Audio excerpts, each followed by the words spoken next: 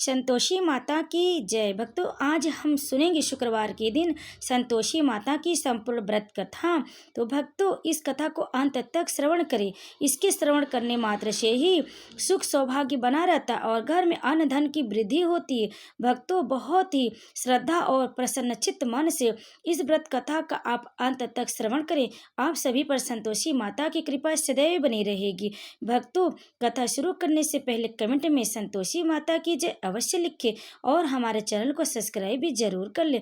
तो भक्तों, आइए बहुत ही श्रद्धा के साथ सुनते हैं संतोषी माता की पावन कथा।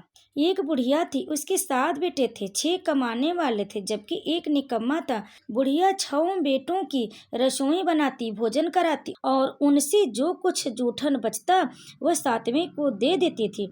एक दिन वह पत्नी से बोला, देखो मेरी माँ का मुझ पर कितना प्रेम है। वह बोली, क्यों नहीं, सबका जूठा जो तुमको खिलाती है। वह बोला, ऐसा नहीं हो सकता, मैं जब तक आंखों से न देख लूं मान नहीं सकता।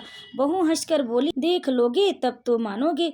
कुछ दिन बाद बड़ा त्योहार आया। घर में 7 प्रकार के भोजन और चूरमा के लड्डू बने।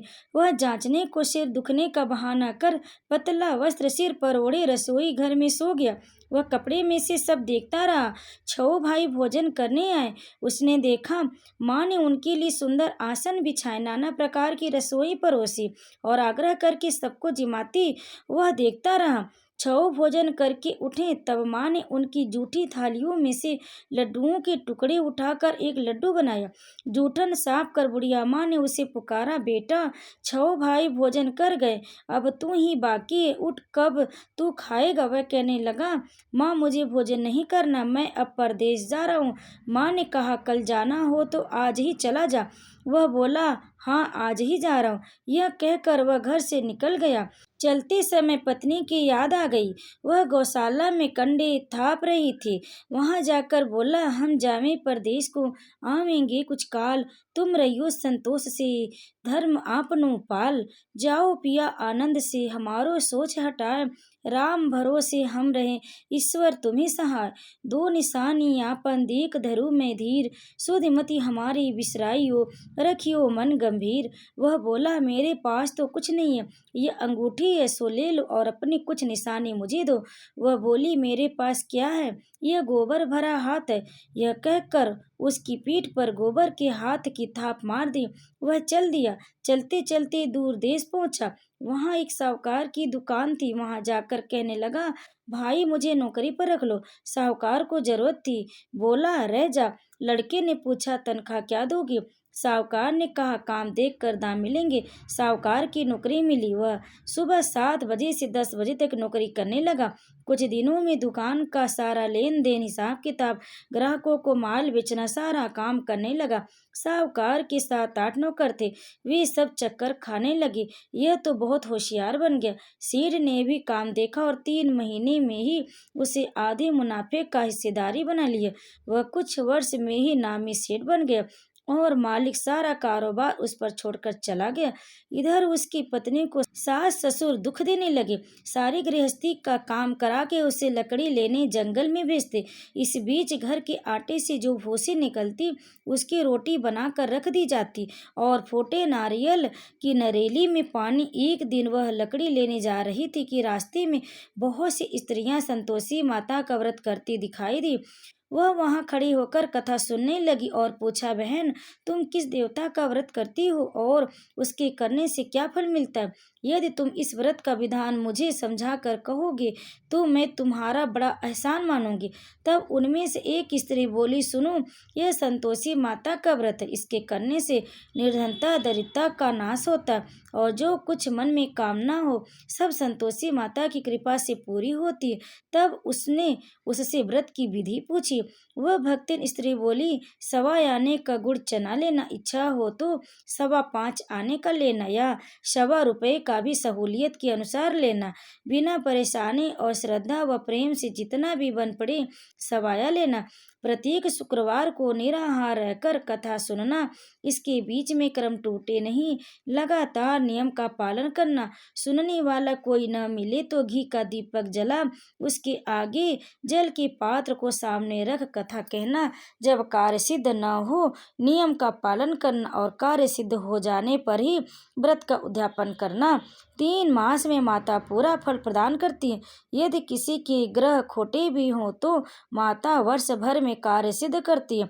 फल सिद्ध होने पर उद्यापन करना चाहिए, बीच में नहीं। उद्यापन में 2.5 सेर आटे का खाजा तथा इसी प्रकार से खीर तथा चने का साग रखना। 8 लड़कों को भोजन कराना।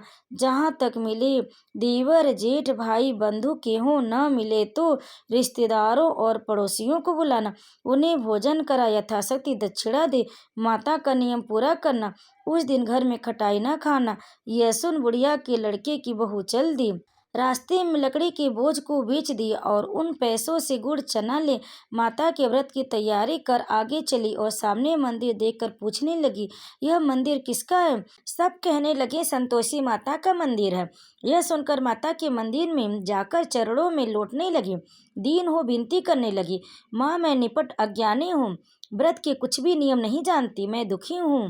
हे माता जगत जननी, मेरा दुख दूर कर, मैं तेरी शरण में हूँ। माता को दया आई। एक शुक्रवार बीता कि दूसरे को उसके पति का पत्र आया और तीसरे शुक्रवार को उसका भेजा हुआ पैसा आया पहुंचा।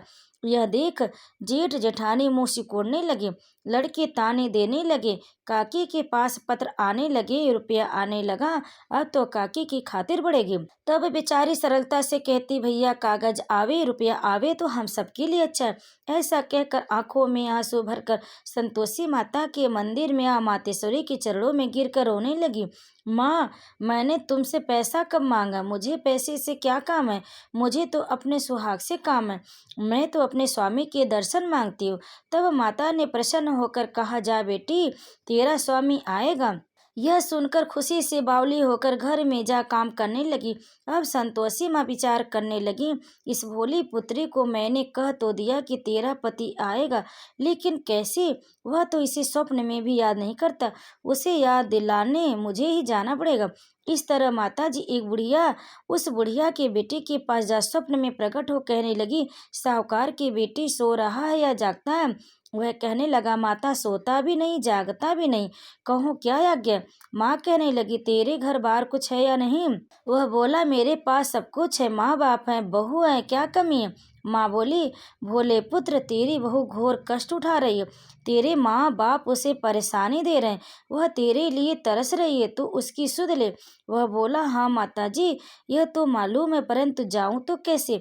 परदेश की बात है, लेन देन का कोई हिसाब नहीं, कोई जाने का रास्ता नहीं आता, कैसे चला जाऊं? माँ कहने लगी, मेरी बात मान, सवेरे नहा धोकर संतोषी माता का नाम ले, घी का दीपक जला, दंडवत पर दुकान पर जा बैठना। देखते देखते सारा लेन देन चुक जाएगा, जमा का माल बिक जाएगा, साँझ होते होते धन का भारी ढेर लग जाएगा। अब बूढ़े की बात मान कर वह नहा धोकर संतोषी माता को दंडवत घी का दीपक जला दुकान पर जा बैठा। थोड़ी देर में देने वाले रुपया लाने लगे, लेने वाले हिसाब लेने लगे। कोठों में भरे सामान के खरीदार नगद दाम दे सौदा करने लगे। शाम तक धन का भारी ढेर लग गया। मन में माता का नाम ले चमत्कार देख प्रसन्न हो घर के लिए जाने के लिए वास्ते गहना कपड़ा सामान खरीदने लगा। यहाँ काम से निपट तुरंत घर को रवाना हुआ। उधर उसकी पत्नी जंगल में लकड़ी लेने जाती, लौटते वक्त माता जी के मंदिर में विश्राम करती। वह तो उसके प्रतिदिन रुकने का स्थान जो ठहरा। धूल उड़ती हुई देख माता से पूछती, हे माता यह धूल कैसी उड़ रही है?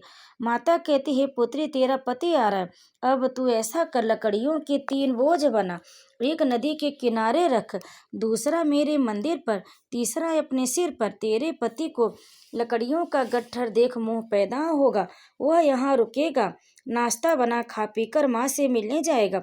तब तो लकड़ियों का बोझ उठाकर जाना और चौक में गट्ठर डालकर जोर से आवाज लगाना, लो सासू जी लकड़ियों का गट्ठर लो, भूसी की रोटी दो, नारियल के खोपड़े में पानी दो, आज मेहमान कौन आया? माता जी ने बहुत अच्छा कहकर वह प्रसन्न मन से लकड़ियों के 3 गट्ठर बनाई, एक नदी के किनारे पर और एक माता जी के मंदिर पर रखा। इतने में मुसाफिर आ पहुंचा। सूखी लकड़ी देख उसकी इच्छा उत्पन्न हुई कि वह यहीं पर विश्राम करे और भोजन बना खा पीकर गांव चले। इसी तरह रुक कर भोजन बना विश्राम करके गांव को गया। सबसे प्रेम से मिला। उसी समय सिर पर लकड़ी का गट्ठा लिए वह उतावली सी आती है। लकड़ियों का भारी बोझ आंगन में डालकर जोर से 3 आवाज देती है, लो सासू जी लकड़ियों का गट्ठर लो, भूसी की रोटी दो, आज मेहमान कौन आया। यह सुनकर उसकी सास बाहर आकर अपने दिए हुए कष्टों को भुलाने हेतु कहती है, बहू ऐसा क्यों कहती है, तेरा मालिक ही तो आया है, आ बैठ मीठा भात खा, भोजन कर, गप कपड़े गहने पहन। उसकी आवाज सुन उसका पति बाहर आता है, अंगूठी देख व्याकुल हो जाता, माँ से पूछता, माँ यह कौन है। माँ बोली, बेटा यह तेरी बहू है, जब से तू गया है तब से सारे गांव में भटकती फिरती, घर का काम कुछ नहीं करती, 4 समय आकर खा जाती है। वह बोला, ठीक है माँ, मैंने इसे भी देखा और तुम्हें भी, अब दूसरे घर की ताली दो, उसमें रहूंगा। माँ बोली, ठीक है तेरी जैसी मर्जी। तब वह दूसरे मकान की तीसरी मंजिल का कमरा खोल सारा सामान जमाया। एक दिन में राजा के महल जैसा ठाट बाट बन गया। अब क्या था, बहू सुख भोगने लगी। इतने में शुक्रवार आया। उसने पति से कहा, मुझे संतोषी माता के व्रत का उद्यापन करना। पति बोला, खुशी से कर लो। वह उद्यापन की तैयारी करने लगी। जेठानी के लड़कों को भोजन के लिए कहने गई। उन्होंने मंजूर किया, परंतु पीछे से जेठानी ने अपने बच्चों को सिखाया, देखो भोजन के समय खटाई मांगना, जिससे उसका उद्यापन पूरा न हो। लड़के जीवने आए, खीर पेट भर खाई, परंतु बात याद आते ही कहने लगे, हमें खटाई दो, खीर खाना हमको नहीं भाता। देख कर अरुचि होती वह कहने लगी, भाई खटाई किसी को नहीं दी जाएगी, यह तो संतोषी माता का प्रसाद है। लड़के उठ खड़े हुए, बोले, पैसे लाओ। भोली बहू कुछ नहीं जानती थी, उसने पैसे दे दिए। लड़की उसी समय हट करके इमली खटाई ले खाने लगी। यह देखकर बहू पर माता जी ने कोप किया। राजा के दूत उसके पति को पकड़ कर ले गए। जेठ जेठानी मनमाने वचन कहने लगे, लूट लूट कर धन इकट्ठा कर लाया है, अब सब मालूम पड़ जाएगा जब जेल की मार खाएगा। बहू से यह बात सहन नहीं हुई, रोती हुई माता जी के मंदिर गई। कहने लगी, हे माता, तुमने क्या किया। हंसाकर अब भक्तों को रुलाने लगी। माता बोली, बेटी तूने उद्यापन करके मेरा व्रत भंग किया। वह कहने लगी, माता मैंने कुछ अपराध नहीं किया, मैंने तो भूल से लड़कों को पैसे दे दिए थे, मुझे क्षमा करो, मैं फिर तुम्हारा उद्यापन करूंगी।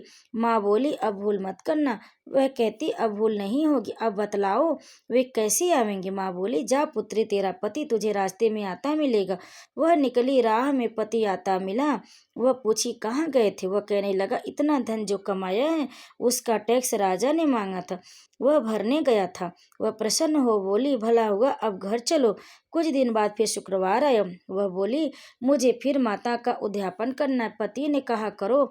बहू फिर जेठ के लड़कों को भोजन को कहने गई।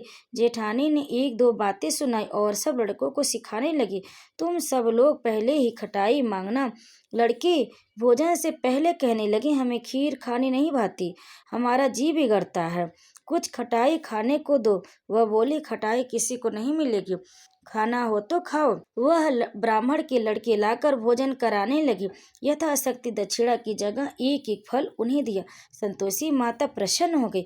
माता की कृपा से 9वें मास में उसके चंद्रमा के समान सुंदर पुत्र प्राप्त हुआ। पुत्र को पाकर प्रतिदिन माता जी के मंदिर को जाने लगी। माँ ने सोचा, यह रोज आती है, आज क्यों न इसके घर चलूं। यह विचार कर माता ने भयानक रूप बनाया। गुड़ चने से सनामुख, ऊपर सूंड के समान होठ, उस पर मक्खियाँ भिनभिना रही थी। देहली पर पैर रखते उसके साथ चिल्लाई, देखो रे कोई चुड़ैल डाकिन चली आ रही, लड़कों इसे भगाओ नहीं तो किसी को खा जाएगी। लड़की भगाने लगे, चिल्लाकर खिड़की बंद करने लगी। बहू रोशनदान में से देख रही थी। प्रसन्नता से पगली बन चिल्लाने लगी, आज मेरी माता जी मेरे घर आई हैं।